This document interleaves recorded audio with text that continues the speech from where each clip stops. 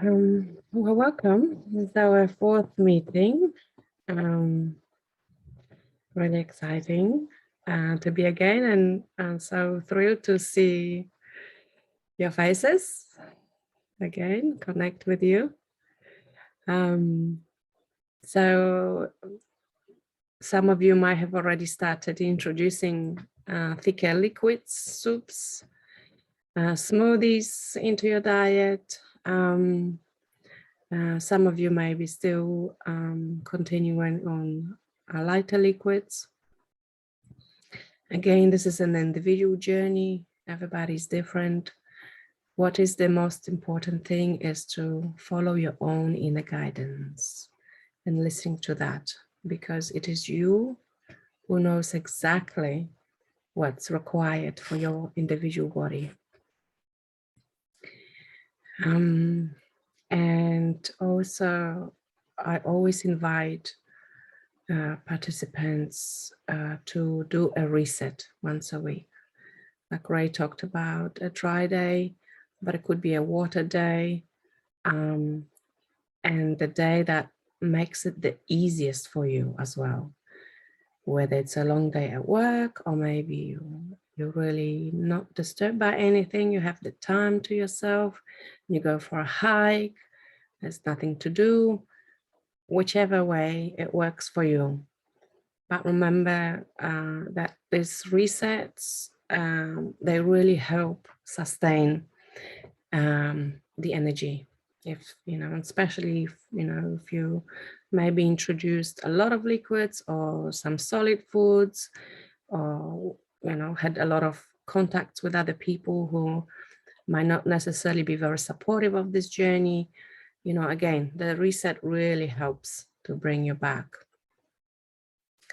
All right, so today we'll be talking and taking notes about things that are quite different from what we're doing last week. But before we go there, I would love to hear from some of you or all of you, what has it been like last week? We were talking about those 4 bodies, introducing, making those plans for every day, what you would implement. And I'm curious to hear from you, what hasn't been for you in terms of, have you noticed any patterns?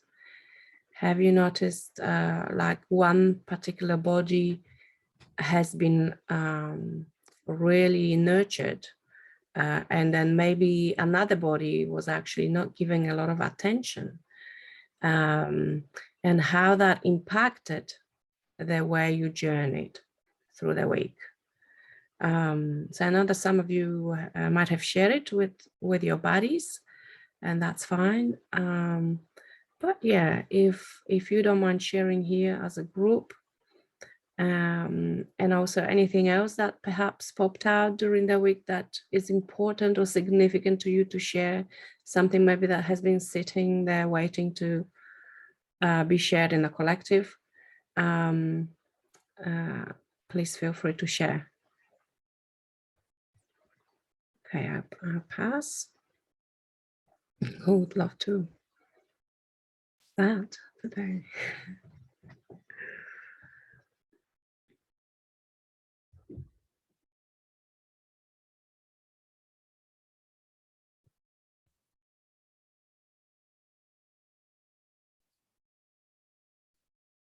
Yes.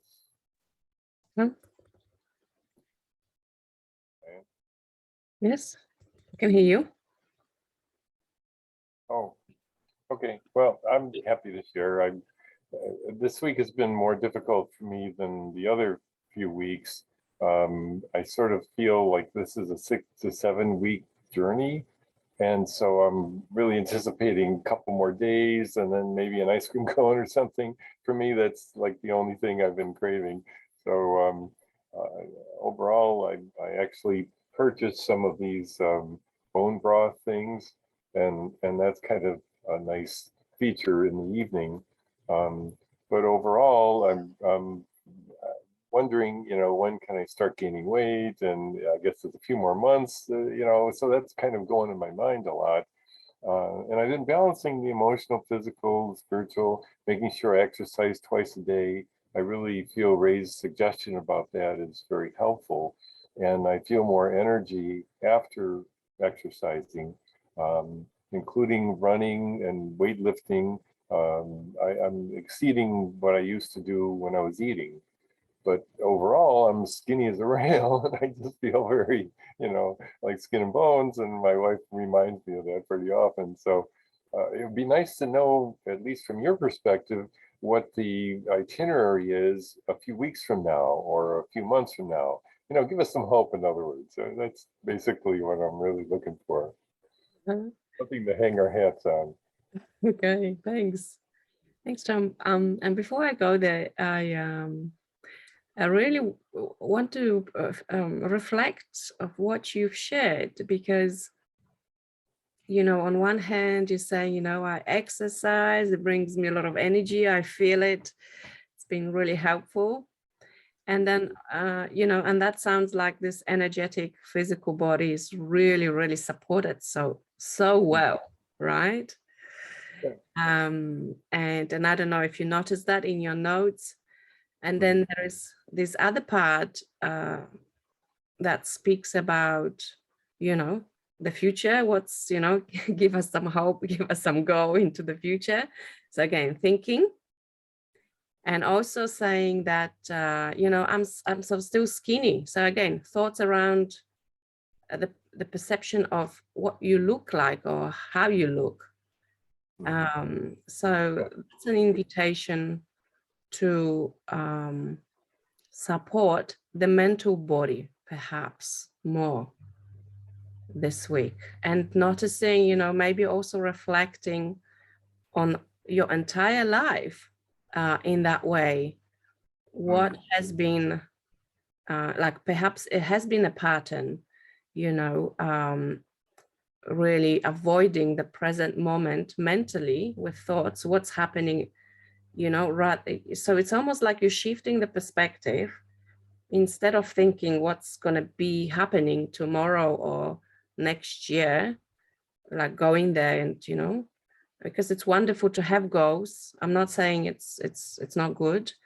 But I'm saying also bringing those thoughts about the future, really observing them in this present moment. I'm not sure if I understand what you're talking about. Okay, so let me put it in other words. So you are aware of having the thoughts, or maybe you're not aware. I'm not sure. Because, you're asking Tom a question, could you give us some hope about the future, some goal to strive towards, which indicates that there is some discomfort or disappointment with what's happening right now. Yeah, it's survival here. Yes. So, but in order to I'm breathing a lot more. Yes.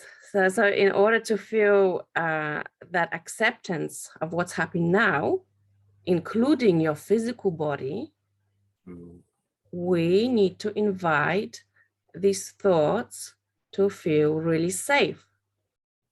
So to feel safe, so we can watch them and observe them and almost like communicate with them, asking them, why are you here? What are you trying to tell me? In a way, like you want this goal in the future, give us some hope, what's going to be in a 6 months time, or, so when that thought comes of wanting to just go, away from now, just going there in the future, tell me, what is it that you want? What makes you want to move away from me? I really need you here right now. Why are you leaving me? Why do you want to go somewhere? Why do you want me to take me somewhere else? Well, every breatharian is proud of their existence and happy that they're surviving with, very little input, whether it's liquids or not. I mean, that happy lifestyle seems to be in the future for us. I don't know about anybody else, but I certainly, look forward to it. And I feel like, well, the body is going to catch up to that kind of reality soon. But I'm not, I only know 3 stories so far about how long it takes for weight gain. And also the kind of satisfaction of, I mean, I'm going to face social pressures real soon. We have a couple of things happening. My wife and I are already planning them, family gatherings. That's going to be like a critical moment for me to be able to say no. And right now, I don't know if I have the strength to say no. I drink the liquids. My wife's okay with that. But hey, when a bunch of family comes around, maybe other people are already experiencing that problem. Here's some food, it smells good. I've already experienced it once or twice now where I inhale the smell of pizza. Okay, and that was actually satisfying. I could walk right by it and not engage myself in trying to even think about eating it. So the breatharian part of that mentality is working for me in some regards.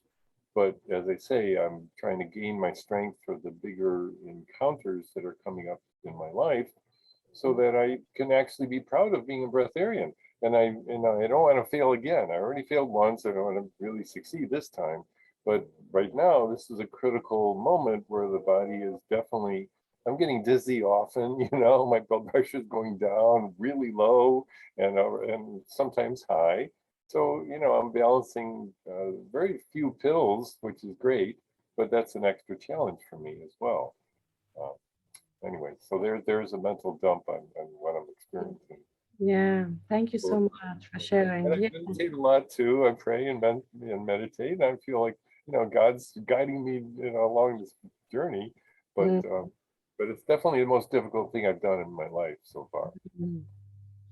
And I just want to say, you're saying it's the most difficult thing you've done, and how proud you can feel that you have done this. I don't know if I've done it yet so far. 5 weeks, yeah, sure. You're doing it, but you are doing it. You're here. You showed up. Yeah, I guess so. You're right. Right? You're showing up and you're asking these questions. You're not giving up. Right. That's huge. There's not many of us in the whole wide world. Just imagine 7 billion people, and you're on the top, of like, if you had like, the majority of people on the bottom of a pyramid, let's say, there's only some of us. It's not like many. Well, in a way that could be good, or that could be really risky and bad and dangerous. I mean, it's all mixed together for me. Yeah, you're a pioneer. Some Going people have, not many people walk this path before us. So it's harder to build up the foundation in that way, because if you imagine, other things that have been happening, there's a lot of people who we can just go on their shoulders in their way and just really, continue their legacy or their wisdom. But this is something really new. Again, acknowledging that, there's some things we don't know, and we might not know for, maybe even in this lifetime. It's an experience. And just imagine, let's say in 100 years time, we might not be here physically, but there will be more information about it. So we become the foundation and those shoulders for others to step on and walk the path. Right. What a huge privilege. But I do want to invite you to support even more the mental body in a way, because you speak a lot about, I need to build up strength to say no. I need to have that strength. I want to be proud to be a breatharian. I want to show it. So succeed, makes me feel like maybe there's a fear of failure there. Yeah. And then thinking about who am I actually going to fail? Who is going to be disappointed and why? Yeah. Who am I doing it for? Yeah. Whose expectations I'm trying to meet?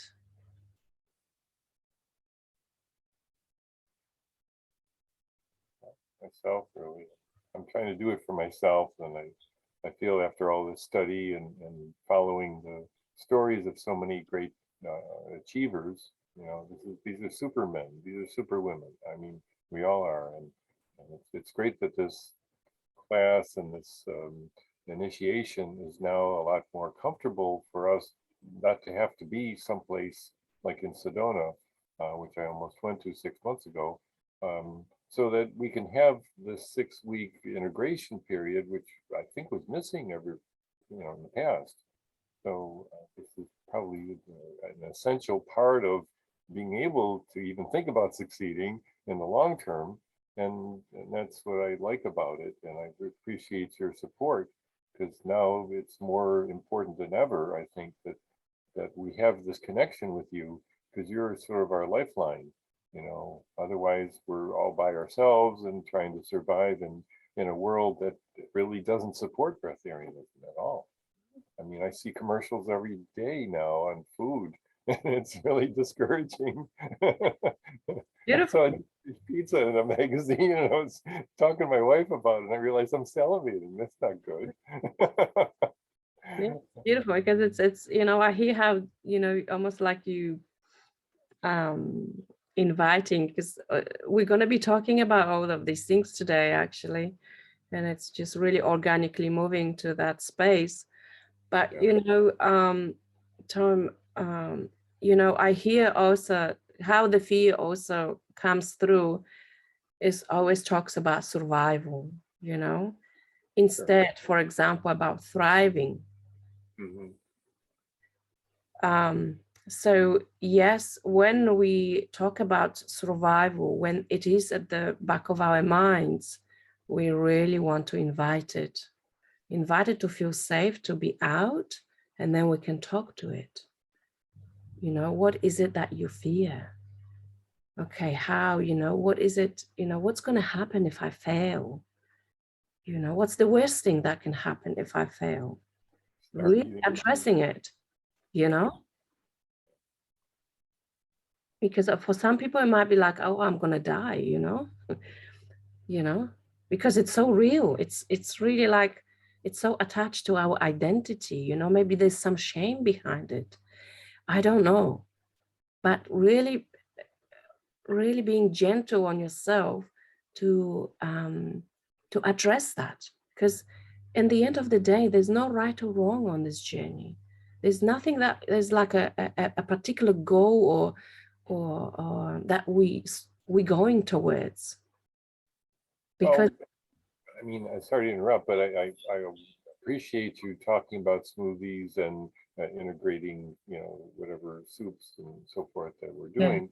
Yeah. I'm doing both of those right now, but I also appreciate Ray's story about 1 or 2 meals a week, but I have no idea when that is possible. I keep promising my wife we'll have 1 meal together sometime soon each week.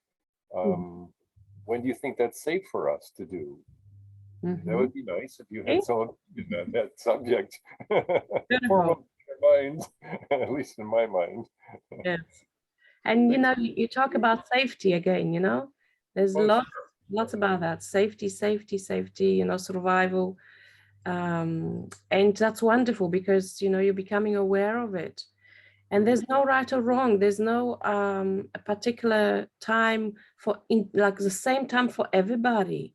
So again, perhaps there is something in terms of the trusting the journey, that it will just show you when it's ready to show you. And also, I think the most important thing which I want to address that you mentioned was about this happy lifestyle, this, just being happy, you're just looking forward to it. And I think this is one of the biggest misconceptions about pranic lifestyle that I have experienced. and realized is sometimes people go and want to do this initiation and maybe not consciously admitting it, but at the back of the mind, maybe there is a thought or dream, you know, my life will be better when I do it. My life will be happier. If only I do this, if only I achieve this, if only I succeed and I'll just prove it to someone or myself, you know, then I'll be a good person. Then I'll be loved, accepted, and I'll be happy, you know. But this journey, it's a really paradoxical. It's in order to be a breatharian in this very moment, we need to be happy beforehand already, like we already happy. So the breatharian path is almost like a cherry on the top of being happy, not the other way around. It's not like this happiness comes because we're breatharian. No, we are breatharian because we incorporate all the joy and happiness that we are and we notice. And next week, we'll be doing a lot of practice about increasing the happiness in that way. Because happiness is, again, it's, I don't want to say it's an illusion because it's not, it's real, but it's an outcome of something else. And it comes in a way, like it doesn't even come it transforms from something else. And we'll be working on this something else next week. And some of you might already tapped into it so many times and noticed it. I think Bob mentioned it several times already. And this is almost like a little key, you know, key when you kind of notice that you already have this key. But there is steps to it, because you can't, you know, it's not enough to have a key. You actually need to know where the door is, okay? And not only where the door is, where there's a building with that door, you know? Because some of us, we don't even know where we are, you know? We keep like kind of looking and not noticing that we might be already in that building and we don't know. We might not be even in the same building and we're trying to kind of open all the doors, but hello, we're not in the right building, you know? So the key is not going to work. So again, these are things, in order to know whether we have a key, notice that we have it already, because some people feel like, you know, they're just looking around, how do I open this door? You know, where's the key? Again, it's part of the journey, part of this awareness. And this awareness is linked to mental body, okay? Now, it's not just mental body, but it's strongly linked to that. And in order to become more and more aware is to invite whatever is happening internally outside. One of the ways to notice it, you can do it by yourself, and it's at times more challenging because, you know, you're by yourself doing it, but it's very possible.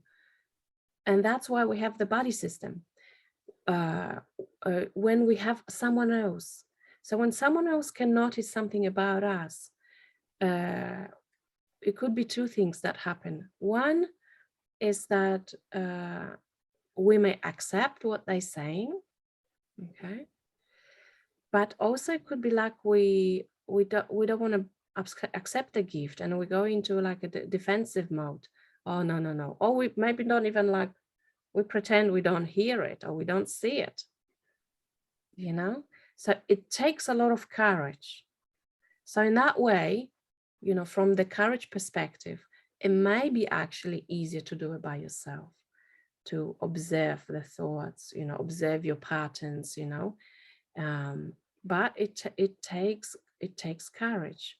It's faster, you know, from my perspective, and easier when there's someone else, but we need to be able to accept it, what we see and what we hear, because then there will be resistance. If it's not, then it's, you know, it's going to bring the opposite effect. So it depends on what works with you. So I always invite people, you know, watch it and observe it, but with gentleness, kindness, non-judgment, and with that kindness in a way, like, there's no right or wrong. We just really want to, it's like, imagine a baby. We talk about it, if the baby says, I'm scared, you don't just leave the baby there, right? You don't. You've got this natural impulse of either wanting to ask, tell me more, what's happening, what are you scared of, or going and hug a baby, right? It's going to be all right, comforting the baby. So either way, we're there for them. And this is what I'm inviting each of you to be. Be here for yourself. And as you are like here right now, it already indicates you're showing up. Acknowledge that.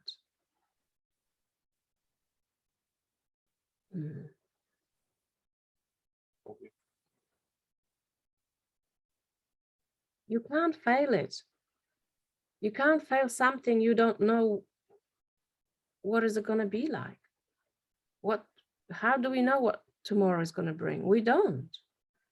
Unless you have a superpower of premonition and, foreseeing the future, which some people have. Well, I don't know. I don't even know what's going to happen in 5 minutes. I don't know who's going to speak next. I don't know what I'm going to hear. I don't know. And if I was worrying about it and thinking, I want to make sure, like, I'm going to succeed, I'm not going to fail everybody. It's like, it wouldn't work. I would just be like all over the place. I would like, how could I show up? And imagine if I wanted to some way control it as well. Okay, well, we're going to be talking about this. If Tom talks for 5 minutes, oh, no, I have to stop him. We have to move with the plan, It would be, what kind of service would that be? It would be like, again, rushing to the future, or just let's get over it. Let's just go and be happy, Again, then there is the fear is usually connected with another need. So it comes up for a reason. It's doing a fantastic job. We want to thank it. Yes. Thank you for showing up. Thank you. Really, with huge gratitude and honor. And again, what is the need behind it? What is it trying to do for us? What is it trying to maybe protect us from? Take us away from? And why? Because if it's happening, it's doing for a reason. So it's doing a fantastic job for doing it. And then we can communicate with it and ask, is it appropriate at this very moment to protect me from that? To take me somewhere else if I want to be here right now? Let's negotiate, let's mediate. I want to know, what is it that you need, Fear? Nice to know what your diet is each week.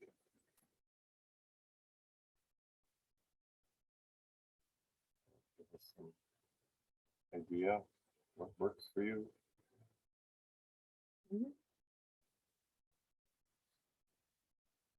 Yes, sir? You'll have some idea. Nice. Hi, can I share my experience? You might shed some light to Tom's experience. Can you hear me okay? Yes. Mm-hmm. Okay, so this week has been really joyful for me. And I feel like my experience is kind of the opposite of yours. So I hope that maybe we're learning from each other. So from the list, I've learned that what I thought would make me happy is actually not what makes me happy.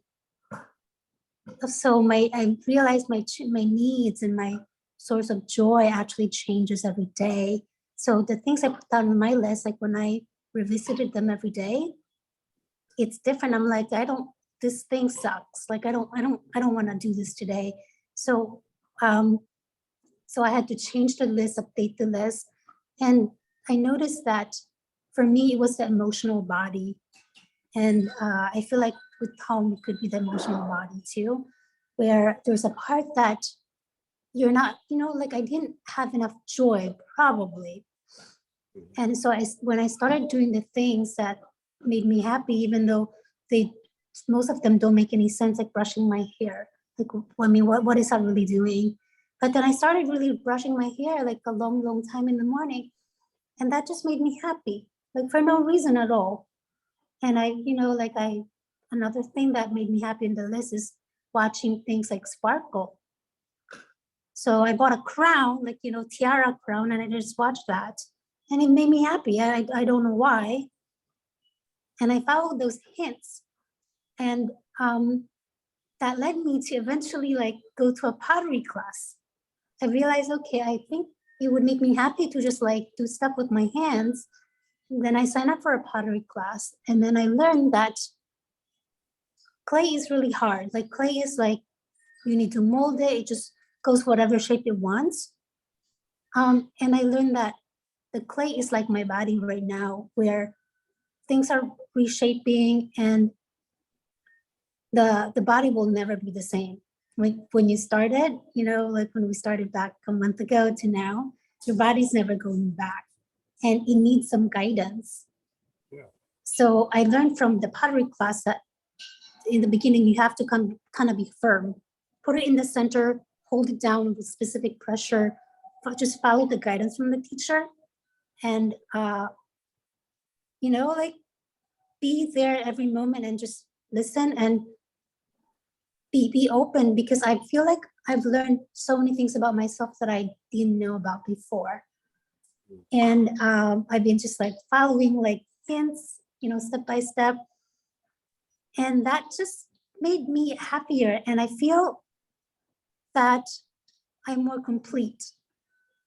And then towards the end of the week, my guides kind of stepped in. They're like, it's time for you to like take care of your spiritual body. Now your emotional body is happy. Your physical body is like, your weight is coming back. I started gaining weight actually this week. Oh, wow. My weight is, I think, up 1 pound less than when I started. So I'm pretty much like back to the beginning. Wow. And so my guides are saying now you need to focus on the other bodies because you're kind of playing like too much like this side. So like you're kind of forgetting why you're doing this. So, and I guess what I want to share is that at every moment, like all our bodies are different. And so it's, for me, what I've learned is that it's important to just like sit and understand that things are always changing and it's okay if at this moment I feel terrible. I just need to know that I feel terrible and it's going to change. Next minute, last week I felt just like I felt miserable. Like I was just like, I'm so confused. This week I'm like happy, but I need to get serious. And it's all okay. Like it's all okay because we are all like connected and we are loved. And tomorrow you're going to be different. So just appreciate what we have today. That's all. Thank you.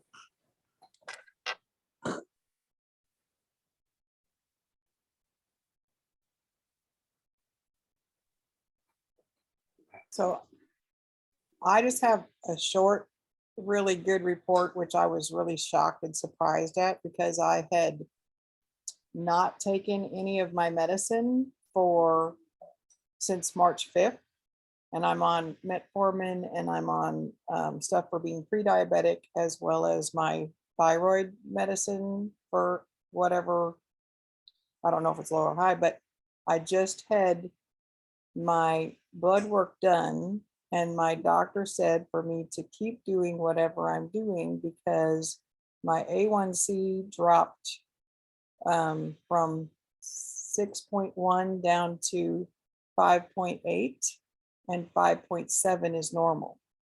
So I have maintained the exercise part. So I'm still doing 1.5 miles to 2 miles a day of walking. I started doing some weight resistant training. I literally got back down to the weight that I was when we had gone for the 40 hours of the dry fast. So even though I was back to chewing fruit vegetables, primarily I haven't done any meats and I haven't done any fruits and I haven't done any carbs and I haven't done any. So I mean, it's like I'm doing all the healthy stuff. I'm still chewing, but I'm doing the healthy stuff. So for me, what I came here for was to be able to get rid of the diabetes thing that's in my family, both my sister and my mom, and be able to maintain health without taking my medicine. It was like the doctor gave me a-okay, keep doing what you're doing. You don't have to go back to taking metformin or the thyroid medicine. And that's just a huge deal. So we're going to do another month because the iron is the thing that I don't know if, you know, because I'm not eating beans. So I mean, I don't really know except for vegetables where and, you know, like I'm doing avocados and stuff like that. So in another month, we're going to do another one, but it's like, this has been the healthiest that I have been personally in the last 40 years. So that's pretty amazing for me. So I'm excited.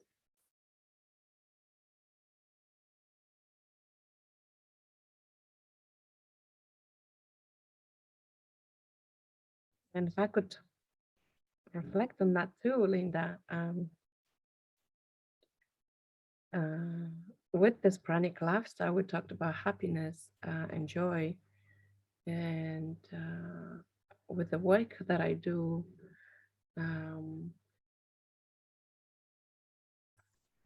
what has come up through many sessions with clients is that the diabetes is related to the lack of sweetness in life, the lack of that joy, something that we really want to be in the present moment, to incorporate something that, you know, we feel really joyful, you know, about. So the more you in the present moment and the more you do all these things that really make you happy in that way, the more you step into that journey, and the less the illnesses has got, you know, keeps us hostage. There's no need for it anymore because it brought the lesson. It's not needed anymore.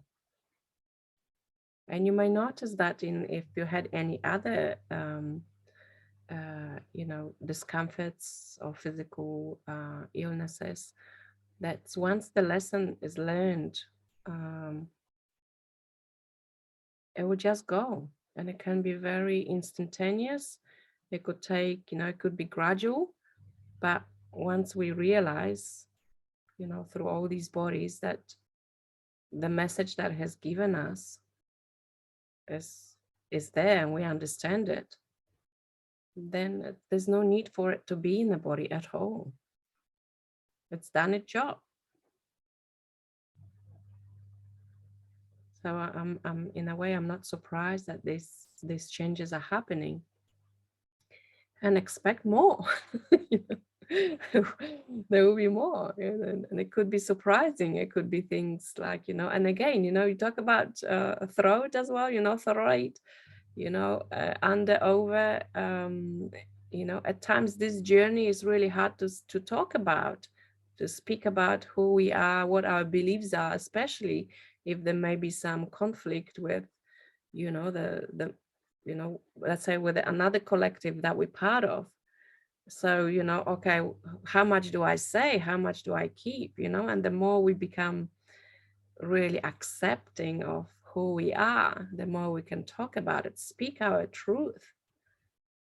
You know, again, these things around throat will just go. There's no need for it either.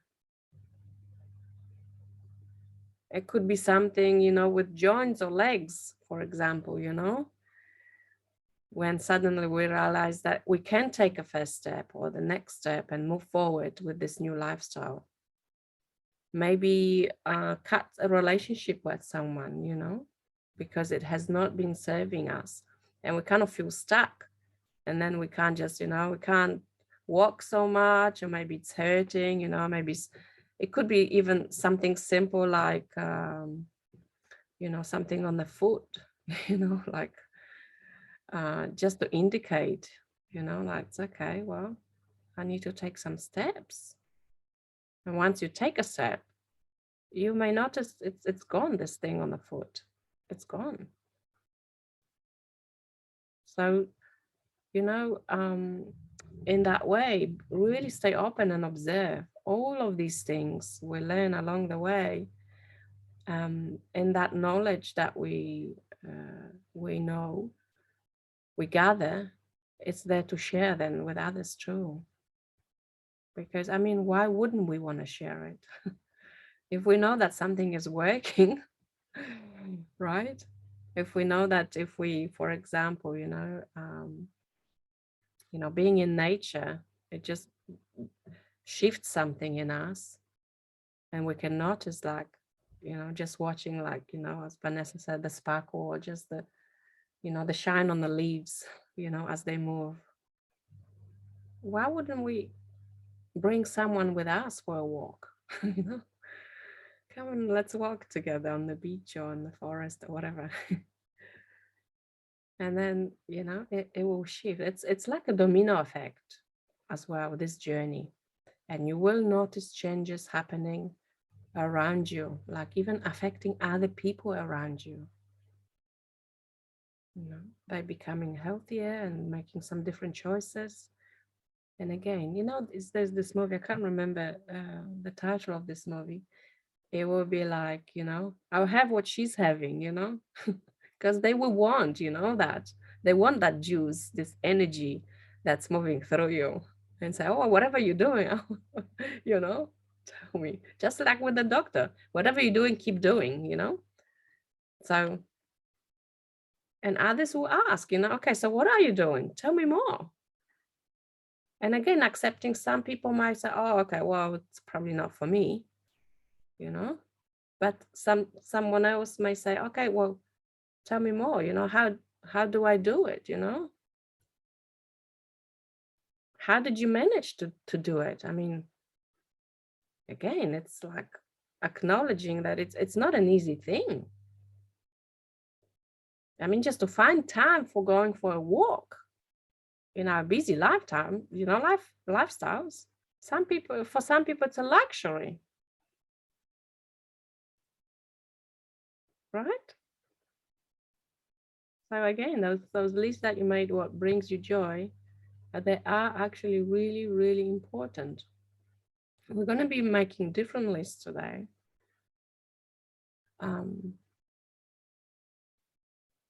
Which are on the other spectrum of the importance and significance. And it will help you also see and be aware of other things. Because it's not always one side of the story, It's not always that we want to go toward something that brings us joy. Sometimes it's also about walking away from something that doesn't serve us as well. Because if we want to go, we want to reach a goal, for example, and if we're still stuck here, it's like we're unable to move. We can't take that step because still something is holding us back. So we can't really go. We need to be here and look, what is it that is keeping me here? Why do I feel stuck? What is it, Or who is it? So we're gonna be talking about that and addressing that too. But I would love to hear maybe from one more person, or maybe two of you, whoever would like to share what's been happening in your life, in your week. Celine?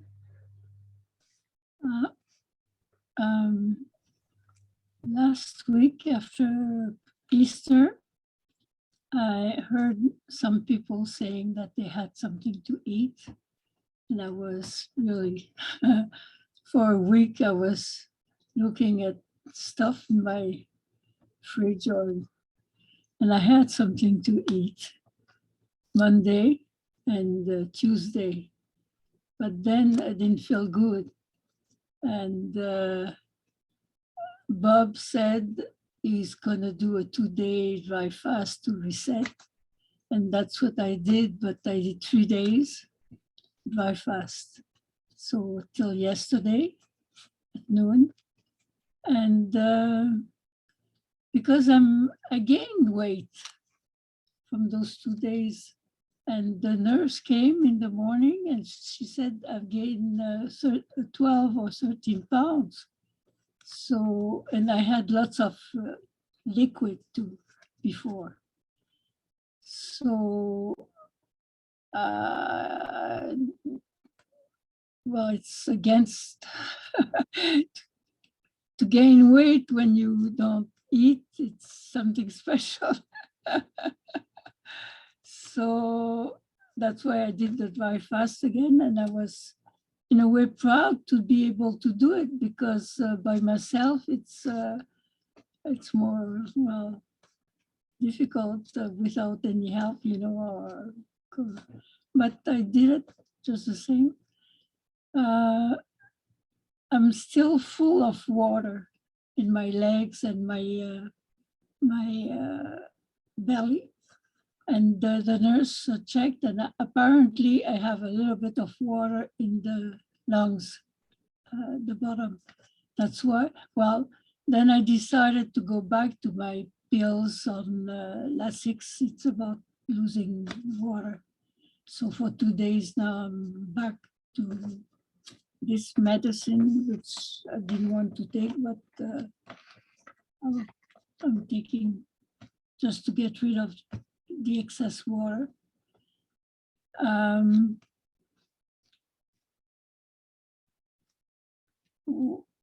That's the main thing of doing the lake meditation, and went back to Ho'oponopono, and I've done some of the Falun Dafa, but last 2 days I didn't do it. But anyway, and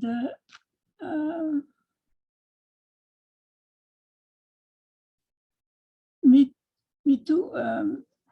I really want to be a breatharian, but it's not so easy because before I packed my pantry and, you know, of all stuff in case,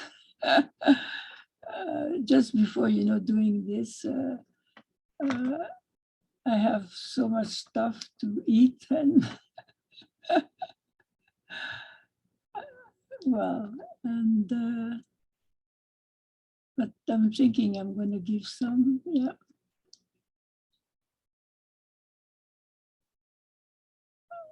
Maybe there's, well, and I sleep too much too. I don't, it's against what are the rules, you know, we're supposed not to we're supposed to have less sleep. We're supposed to have a good weight, stable weight, and energy. I had this, but this week wasn't. So I was more in the down. Yes, yes. Yeah. And you recognize, Micheline, like, you know, that you felt lower on energy after eating the meals. And Yeah. it does happen. Again, they're just lessons. Okay, it's not like a big deal. You can't fail it, and it doesn't stop you from being a breatharian. Remember that the initiation itself helped you to be a breatharian already. You are one already. It's not like that's what you said. That's what I'm trying to remember, because when you said 2 weeks ago or something like that, you are breatharian. Yeah. And this is really something that yes, you are, and all these other things that happen, you know, they're there for a reason. I mean, now you know, like that when we consume, significant amount of solid foods, it takes away the energy, and it makes sense. I mean, even logically speaking, the digestive system comes, it's hard on it because it takes more to digest, to do all of these things, um, and again, there is a weight. So when we bring food inside, there is going to be like, we're putting something inside of us, and it's there for a while. It's not like that dogs or cats that it just comes out straight away. No, at times it could be day, 2 days, 3 days. It depends on individual body, and especially being on this journey, it might take a while. Depends also on what you drink, how you drink it, how much, maybe, bringing more thicker things, how much more fiber, for example, we introduce, like, again, there's no right or wrong here. And when we talk about water, we are made out of water. It's all water. I mean, the air is water, the air we breathe, right? When we drink liquids, most of it, it's water. So again, there's no right or wrong here. We just being in the moment, observing it. You may also notice that once you start introducing solid foods, there will be foods that may be actually bringing you energy, and there will be foods that take that energy away. So it doesn't mean like all foods are bad either, right? And it's again, there's no such a thing. It's just a matter of how we interact. Just like we have preference, some people like going for hiking in the forest, and some people just can't live without the beach. It's different for everybody. Some of us love reading, and some of us love cycling all day long, It's different. It's what works for us. And the way to find out is to observe it. Observe ourselves, how it's impacting us. Just like what you did, Micheline, I mean, you even had confirmation of that through your nurse. Isn't that wonderful?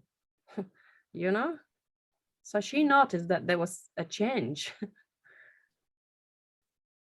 Right? So again,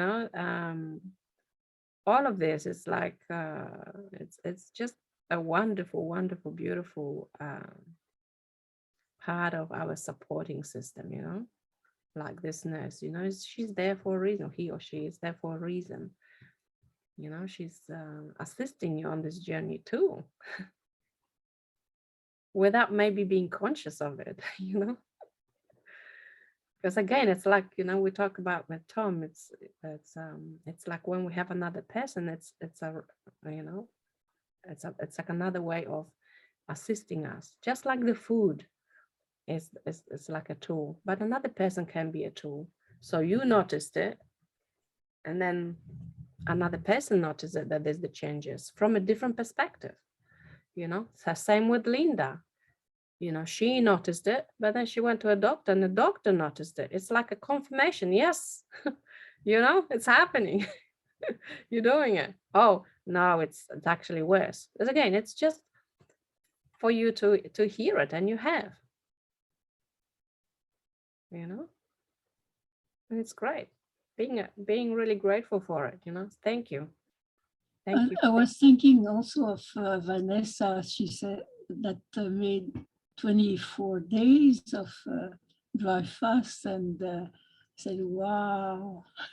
And actually, I'm not hungry, really. Yeah. And it's our conscious mind. It loves to compare. It loves that. It loves to, brings us like something to, compares, and especially with the weight or someone else's journey, You know, it could be the issues with, oh, I haven't got enough weight. So it's like, I want to add things into my life, on my shoulders, maybe some more weight in the life. And maybe we need to appreciate, oh, actually, it's already beautiful. I don't need to, you know, add anything else. And then it could be like too much. Oh, you know, I'm putting on weight, you know, noticing that maybe there is a struggle there too, you know. Or maybe it's, you know, it's so different with everybody. But at the same time, there could be some patterns happening. You know, working with, you know, assisting so many people, Ray and myself and Leslie, we can see these patterns too. It's a normal path, natural path of this process. These things are gonna come. And all we need to do or can do is just knowing that, and it will pass as well. Just like the day comes and then the night comes. It's not always the dark. It's not always the light. It's wave comes in and out. Like, you know, moon moves, you know, helps with the tides in and out. Breathe in, breathe out. It doesn't just stay stuck in there. It moves. Everything moves. And it's okay. And the moment we accept that, there's no need to worry about anything. There's no fear, no anxiety, no depression. Everything is I'm sure that the breatharian system of living is the best. I'm really sure of that. So, yeah, it's getting there fully. You're already there. You're already there. And honestly, you know, and again, you know, it may resonate with some of you, it may not. Maybe you will notice it at some point. Maybe you've already experienced it. Even people who consume a lot of food, they are breatharians already too. Because they're living their life to the full as they can. May not be aware of it. Okay. And, you know, may have a different path, different life pattern or life lesson in this life. Again, there's nothing wrong with that either. It's like someone can be another part of us. So this part can enjoy the breatharian path.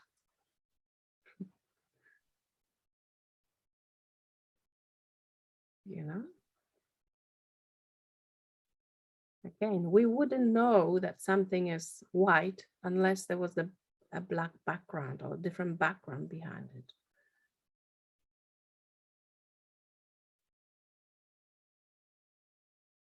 We are in this place that we are, like here, and we see each other separate. I see, you know, Vanessa, Jay, Micheline, you see me, you know, so it seems like there's more than one of us. But at the same time, we're not, we're together as one.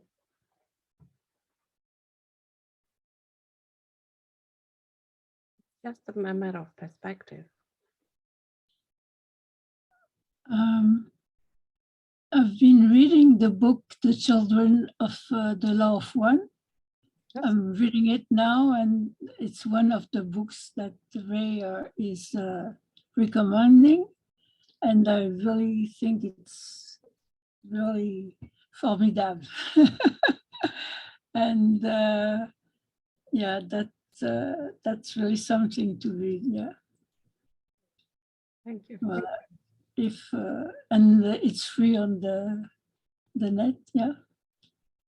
Mm-hmm. Thank you. Thank you so much. So I feel like I haven't read the book Law of One, but what I've noticed this week is that food is all about love. It's that I keep thinking about food like this week, like what kind of flavor I want, what kind of color. And I've learned by listening to food, different types of food that my body is asking for, that it's about different types of love. That, for example, if I'm wanting like Chinese food, the soup, the noodle soup that my mother made, it's because I'm missing my mother. And it actually had nothing to do with the actual food. And then sometimes I think about like Indian food, like I would just like think about Indian food. And then I realized that it's about, oh, college, I met some Indian people for the first time, and it's about learning about another culture. It's about being connected to a different language, culture, tradition. So it always comes back to like a different type of love. And then I thought about, like meat, like heavy meat. Like my family would eat like, chicken feet, those intestines, just like weird things. And then again, it's about heritage, about like being connected to ancestors. My mother ate that stuff because her mother ate that, and then her mother ate that. So it's about passing down like stories, ancestral stories. And it's also about love. Then I kept, I went down that rabbit hole, like, why do I want like blueberry right now? And when I stepped into like a furniture shop, I saw like a couch. And it felt, staring at that couch for like 5 minutes was the same as drinking like blueberry juice, which I just had like, 10 minutes earlier. And I realized it's about like relaxation, about being cool, not having to be, it's about like a life, a love that's easy and chill and like, like hanging out on a beach. And it always comes down to a different type of love. And maybe that's why we eat or don't eat. It doesn't matter like what we eat or don't eat, because it's at the moment like what connection we need, because we're all one. So sometimes I need my girlfriends, sometimes I need my, my brother, and other times I need my college friends. Maybe it's all about that. And I find it interesting that food has an opposite effect on you. Angeline, it's like there must be a belief system somewhere that that is contradicting that the experience you're actually craving for is not the experience that you think you want.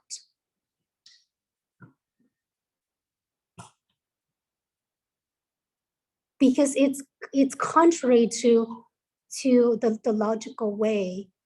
There's always like a belief system that overrides. If I believe that eating would make me fat, then I eat and I would be fat. But if I believe that food makes me skinny and then I eat, then food would make me skinny. So I wonder, I'm very curious. I hope you find that out and share that with everyone, because that would be just like a really big light bulb.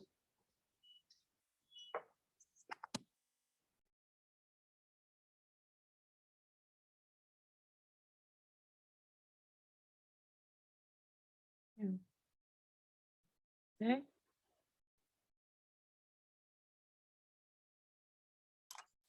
Okay, am I unmuted? Good, we can hear you. Okay. I would like to chime in and say that, in my opinion, being pranic is when you know that you have a choice whether to eat or not. And that's what it's all about.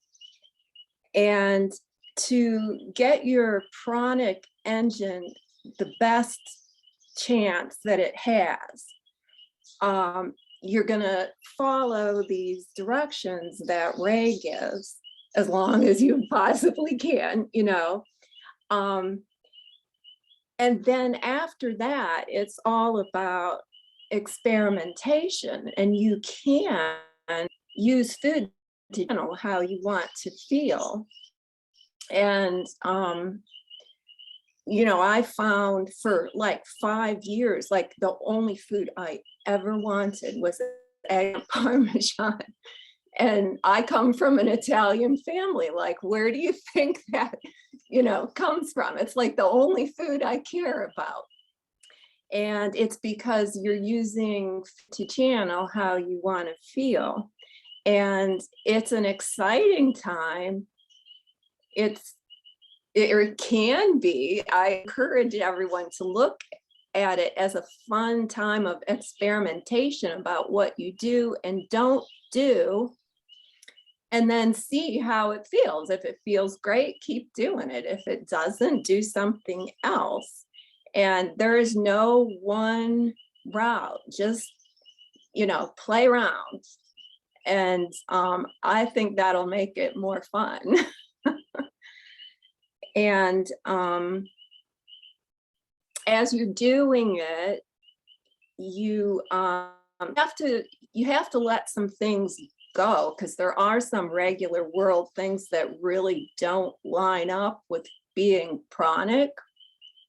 And some of these things are challenging and painful, but it's a process. It's a huge learning process. And I know that after my first pranic initiation, I learned more in that next year than I learned in every other year. And that's what this is about. It's telling me my internet connection is unstable. Can you still hear me? Yeah. Okay. And I have a question. I had promised myself that I was going to follow all of Ray's instructions to an absolute T. And to that end, I've been very diligent with, 5 Tibetans and Falun Dafa. And I even started doing reading up on Falun Dafa. It turns out if you go to the main website, information website, you can download a series of lectures by Hongzhu Li, the founder. Well, I started listening to those. That book, Falun, I forget which one it is, the one that's called Zuan Falun. Is basically a transcript of these lectures. So I'm listening to the lectures and they're great. There's all kinds of wisdom in there. But he is saying over and over again that you should never combine any other practice with Falun Dafa. And that was a little shocking to me, because I am learning Kriya Yoga, and I realized that they don't mix. You should not be doing both. And you're nodding your head. I did not know this. This is like a real shock to me. So I wanted to know if, anybody else has talked about this. I'm a Kriya yogi too, Jay. I've been for decades, literally for about 40 years. So, and hey, it's life, and you get experiences that complement, just like Ray's teachings complement Kriya Yoga. I mean, read the autobiography Yogi. There's 2 breatharians there that inspired me years ago, and now I'm discovering there's many more in the world. So, but are you doing Falun Dafa and the energization exercises? Yeah, I do energization twice a day. Exactly what he's saying. You should not do both, and it'll like literally harm you. I do Tantra yoga as well. I mean, there's plenty of complementary practices with energy medicine. That's what I call it. It's energy medicine in a larger sense that is actually teaching us how to use prana. I mean, Kriya Yoga teaches you energization, but it doesn't teach you psychic healing, for example. And I've learned psychic healing from other people. So, to be able to use your hands to heal other people is really a gift, but it's also something you can be trained to do. And that's what Falun Dafa seems to do. It allows us to use our hands to move the energy in a new way. I mean, this is a growth experience. So Kriya Yoga was sort of finished around 1952 when Yogananda passed away, but it's still evolving in my life and also in many other people. We're going to see a monastic in 3 weeks here in Washington, D.C., one who's from Self-Realization Fellowship. So I'll be happy to share with them all the things that I've learned on this course, and I'm sure they'll be very accepting. So that's our authority in the SRF Church. Well, I have to disagree because in Korea, we're specifically told to only follow one path. You can only have one guru. You Of course. cannot serve two Yes. masters. And in Falun Dafa, what he's saying is that practices have such profound effect multidimensionally that you should never mix them because you don't know what you're doing on other dimensions. So what do you think, Grace? Then pick one. If you believe that, then you should follow your belief and drop one of them and just follow the other. Oh, I am. I'm dropping Falun Dafa, but I'm just really surprised we're like doing Falun Dafa when there's so much more to it. When you really look at it, that you're not going to find out unless you really study it. Maybe that's the problem. You're going into it too deeply. I mean, Ray just told us to do that little practice, and that's all I've ever done. Yeah, but Hongzhu Lee is saying you should never do that. He's saying that will really hurt you. You shouldn't do casual Falun Dafa. Well, follow your beliefs. That's all. Probably Grace would tell you, and Ray would tell you too. You have to be true to yourself. Has Ray been asked this question before, Grace, that you know of? Sure. So I just want to say two things. One of them is, and particularly to you, Jay, that it sounds like you have already answered your own question when you speak about experimentation and about choice. Mm-hmm. Mm-hmm. And the other thing that I would love to comment on is, imagine if you wanted to study life in itself and just gain general knowledge in all areas. So you study physics, you study mathematics, you study biology, you study dancing, you study all these things, and at the end of your life you ask yourself, what am I an expert of? What have I actually learned? Because it's true that following one path takes us deeper and deeper and deeper into the expansion of that path and all that comes with it. Just like if we focus on, imagine all these people who have contributed to the change of the world. They were following one particular path. They don't go over and do 3 different things, do they? The deeper we go into one path, the more we're going to reveal, we're going to expand. So it also makes sense. But again, we wouldn't know about our path unless that experimentation and unless we make a choice what really helps us individually. Because on this pranic path, there's no just one path in that way.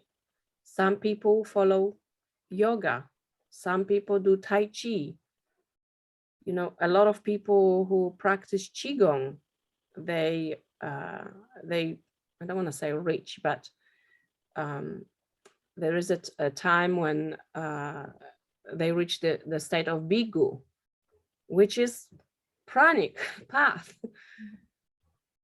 So again, but it's through the practice of that constantly and constantly, diligently, that's when that happens.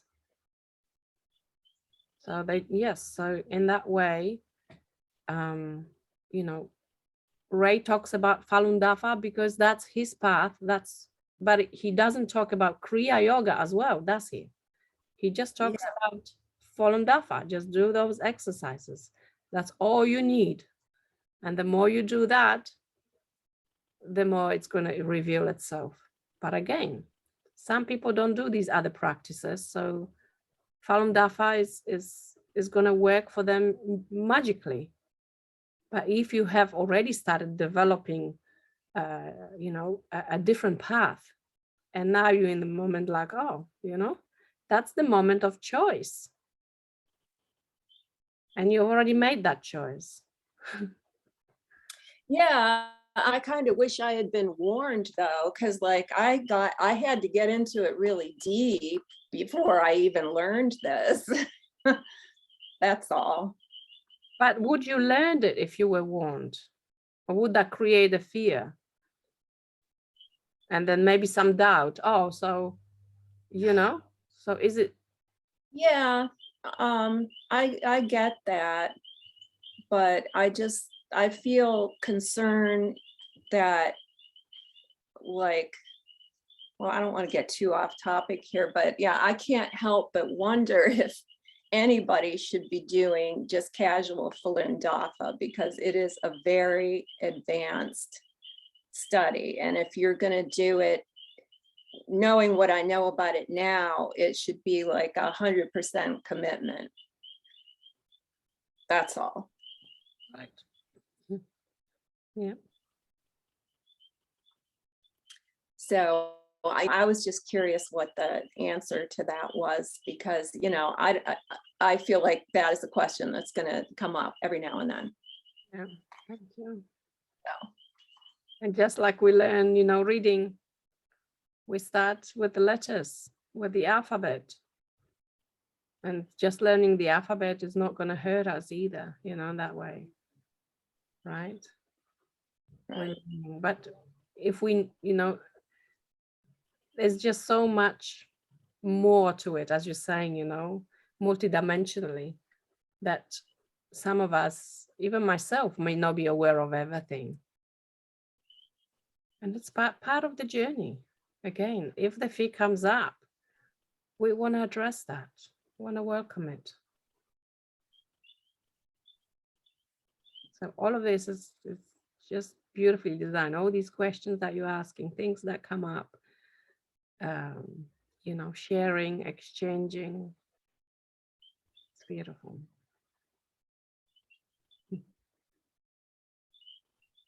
All right. So I'm wondering if it might be the right moment now, if you've got your notebooks, journals. I'll ask you to write down a few questions and then start answering them, whatever the first things comes to your mind. So there's no overthinking. There's no like you try to figure things out. Even if it sounds a bit weird, or maybe it will come some kind of resistance, you disagree with it. If it popped into your mind, the first thing, just write it down, okay? And I'll invite you, so there will be 3 questions. And have enough space to answer that. So for example, you can have a question on one page and then have some room to answer, and could be like a list of things. And then on another page, just have another question and then list the things that come into your mind. And I'll just give you a minute for everybody to answer each question. And again, first thing that comes to your mind, don't analyze it, don't question it, just write it down. and you can come back to it later on. But this is going to be important now, just to bring things through that pop into your mind, the first thing. Okay. So the first question: what depletes me?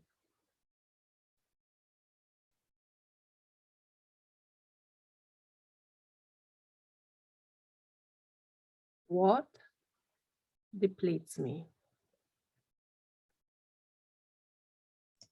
I'm sorry, I didn't get it well. What depletes me? Oh, depletes me. Okay.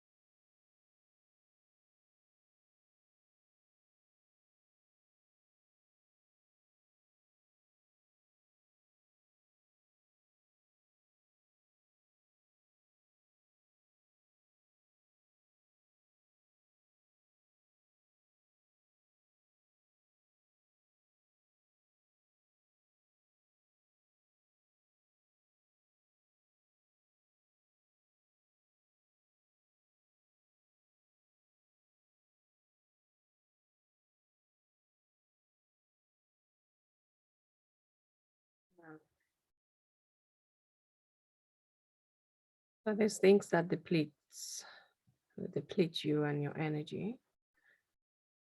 And again, I invite you to answer that question every morning and every evening. Just keep adding things to it.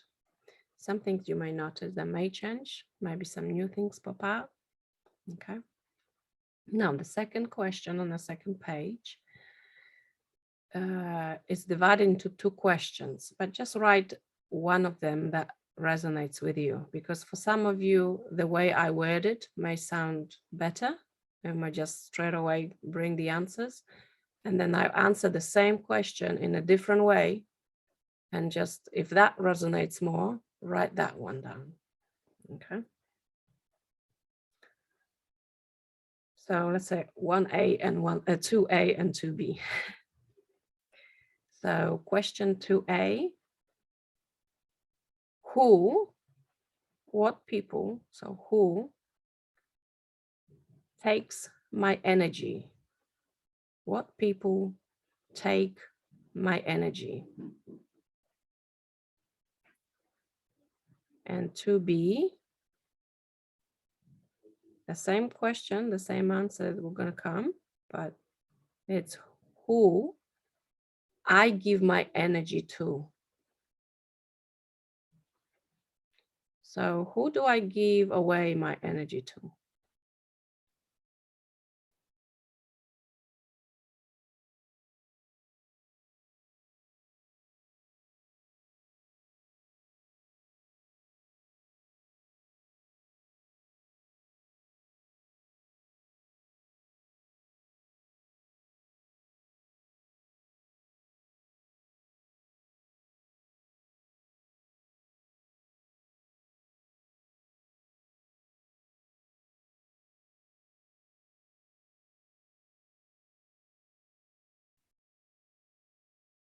No right or wrong, just whoever comes to mind.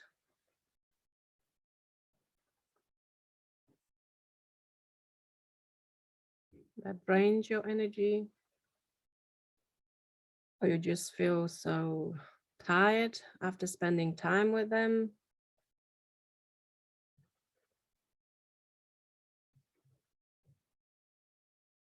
Maybe feel like sleepy or bored. You just don't want to be there. Maybe it feels like it's so demanding. Oh, why do I have to be with them or do this for them? These kinds of people. There's no right or wrong. You're not judging them or anybody.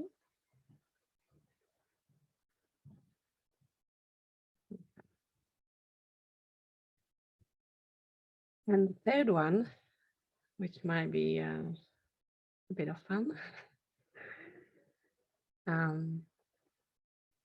It's a very special one. Could be one thing, could be two things that come up, could be 10 things, we'll see. But usually it's between 1 and 3 things. But stay open, okay? So what is my kryptonite?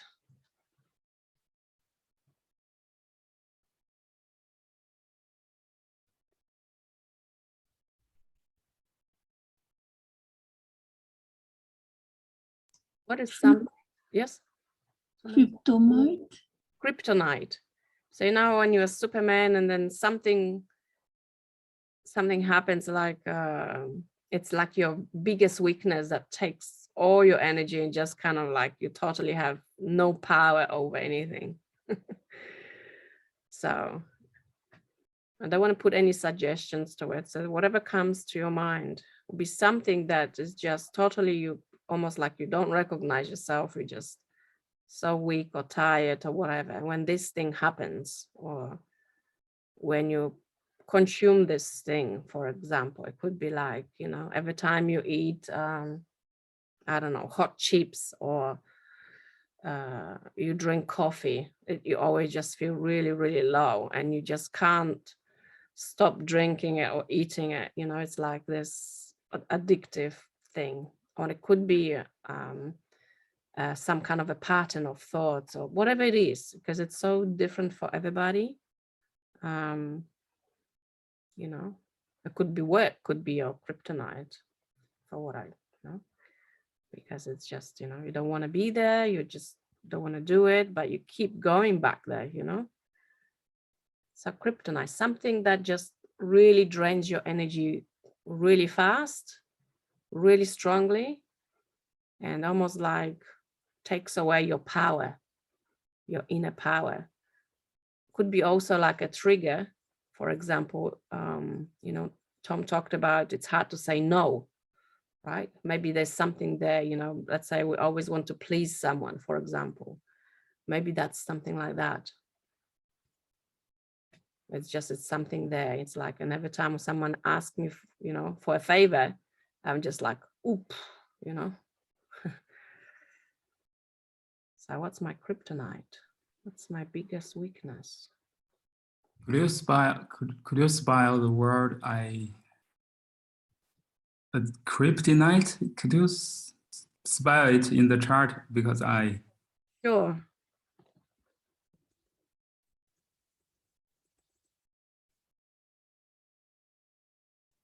So in other words, weakness, yeah. I use it as a metaphor because it's, I wonder if anybody else has got a different metaphor. Is in any other movies or cartoons that have got like the superpower is just like, oh yeah, thanks Tom, yes, it's with a K, yeah.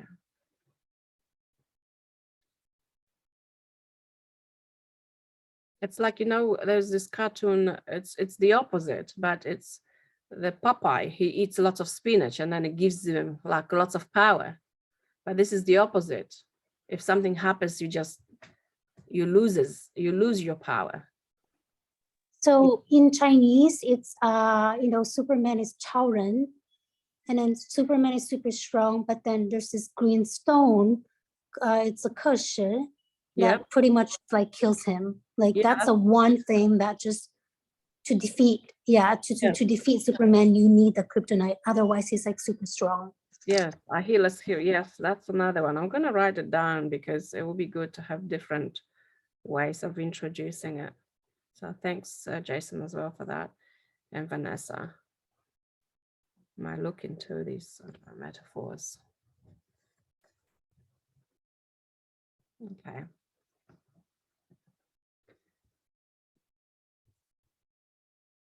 Beautiful. Okay. So why are you writing these things down? Can someone share with me what you reckon? Why do we need to know?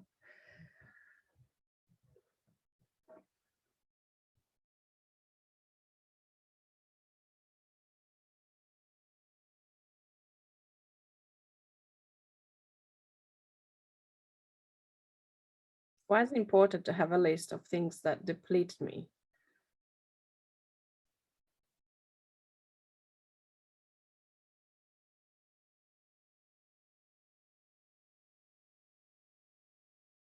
Anybody?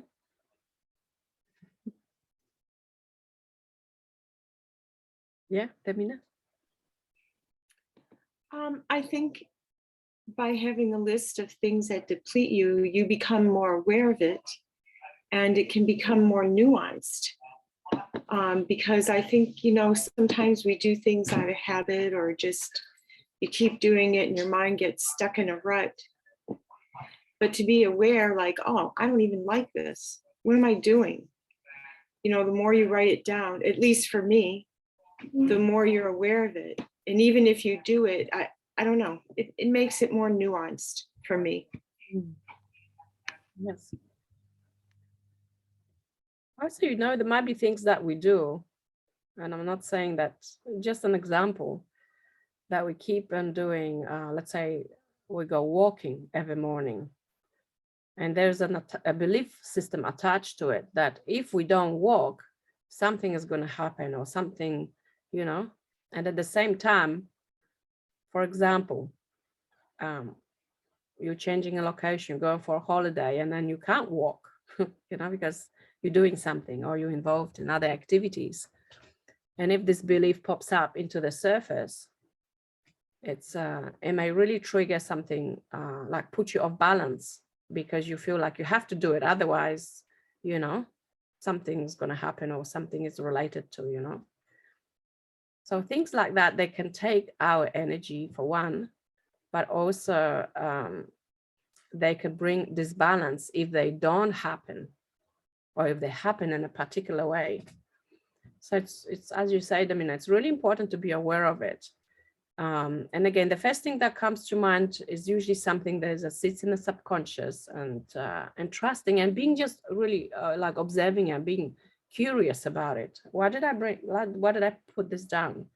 Or maybe there's something else that's going to come up tomorrow, you know, or when you do something, you know, like during the meditation, or maybe you talk to a friend and then suddenly pops into your mind, oh my God, you know, I'm doing this. Like, for example, you know, maybe when you talk to others and you keep like, not saying defending, but you just want to prove that you're right, you know, and it just creates all this kind of discussion or argument, or because what I know is the best and I just have to be right, and I need to, you know, tell it to everybody, you know.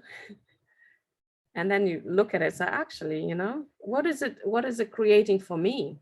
Because it's, you know, it may actually leave you depleted with the energy, because then you create all these interactions with people that may not actually bring any energy back, right?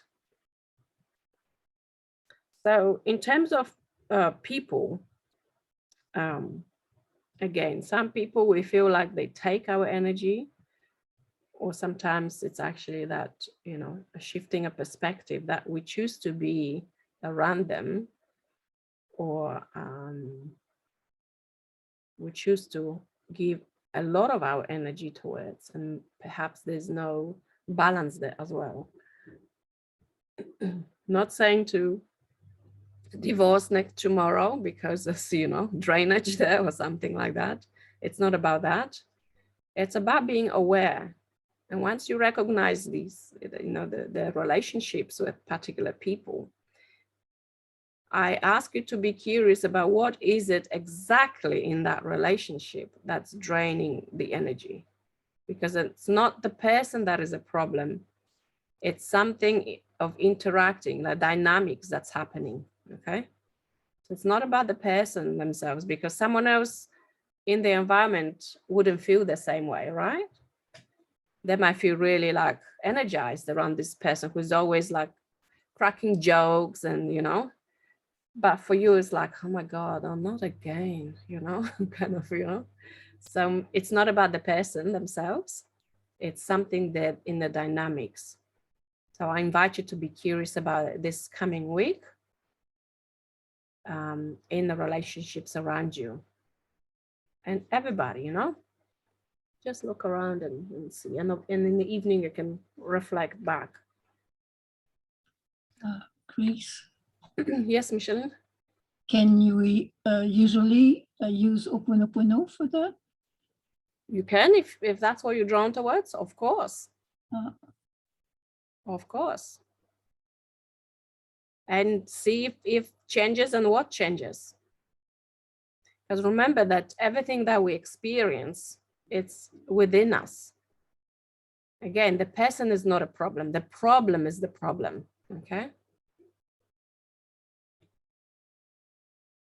Okay. And sometimes the problem is so big that, you know, it's impossible to continue with the person, yes, because you can't change it in that way. But most of the time is when you notice it, things will shift. And with the kryptonite, I think that doesn't need much of the comment. It's something that, you know, you lose your power. So becoming curious, perhaps of the origin of it. When did it start? When's the first moment when you notice of losing that power? This kryptonite being in your life. Maybe it's linked to a person too. Maybe it's an event that has happened. So just be curious. And if you feel like you want to share it with your body, please do.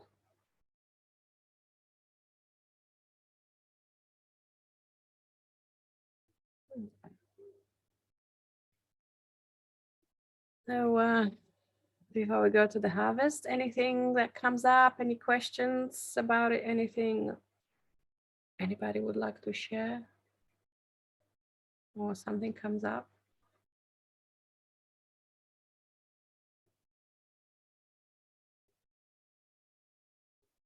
Jason, do you want to say something?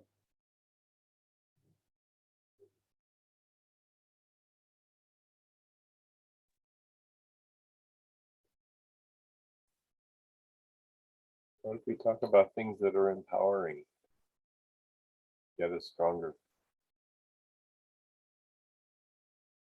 Number 4.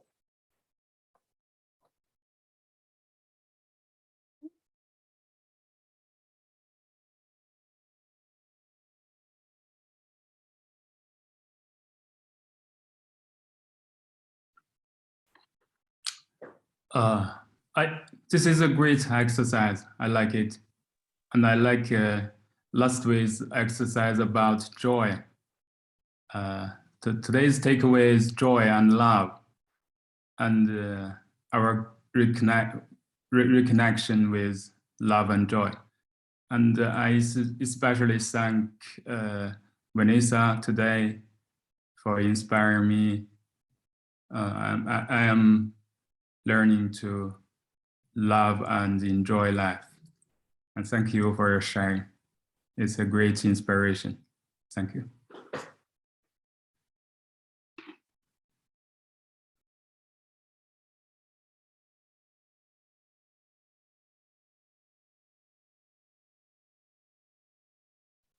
What else are you taking from today, guys?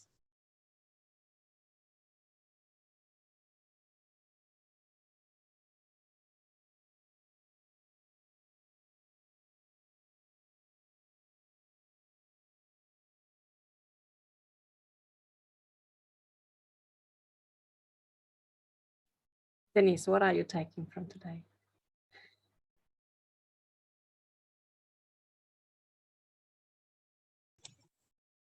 Hi, Hello. yeah.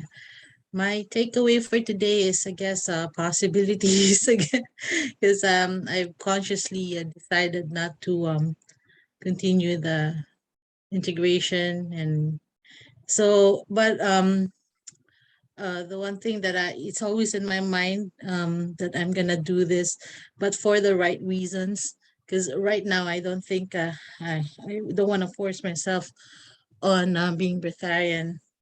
because I don't think my reason is right as of now. My reason was based on fear, I guess. So I'm still working on that, and I'm just seeing everybody's journey right now, and I think I'm experiencing it through your lenses, I guess. And there I can see possibility in my life someday. And that's my takeaway. Possibility. Yeah.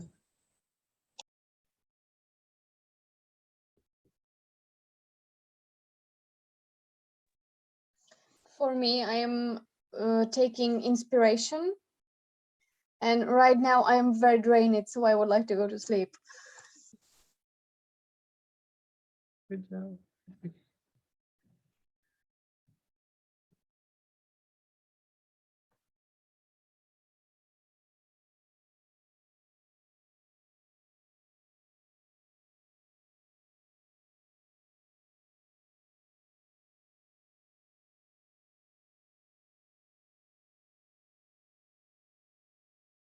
Listen.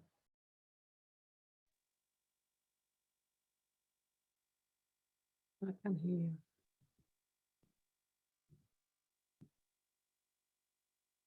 Is that the one? No.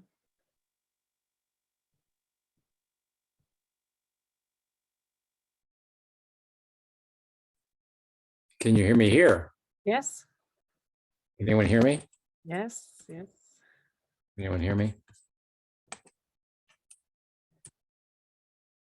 Can anyone hear me? Yes, I can hear you. You can hear me. Yeah. Can you hear me? Mm-hmm. Okay. All right. So for whatever reason, the device I normally use will not let me speak. I pretty much forgot what I was going to say. The importance of movement. I wanted to emphasize what you said because it's been true for me. Let's see. This is the thing that's listening to me. This is the thing that sees me. Hi. Okay. Yeah. So I didn't work last week because the way my job goes, sometimes there's a whole week off just randomly kind of. And so I didn't move as much.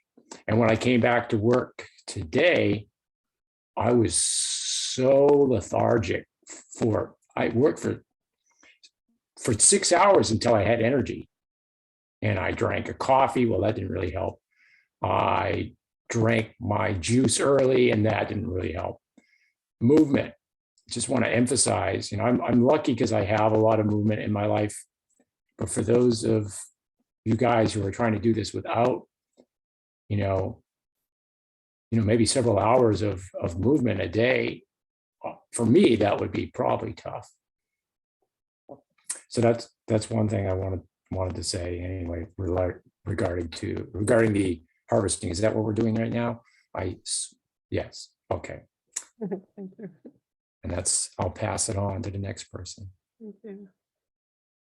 And it sounds also like this tiredness and draining as again, it's a theme of today. So it has come up for you. It could, come up as the whole meeting has been a little bit draining. So again, that's why, I want to make sure that we're aware of it. And also, even after the meeting, perhaps you can reflect what in particular during the meeting has drained your energy. Okay. Right. Anybody else? What are you harvesting from today?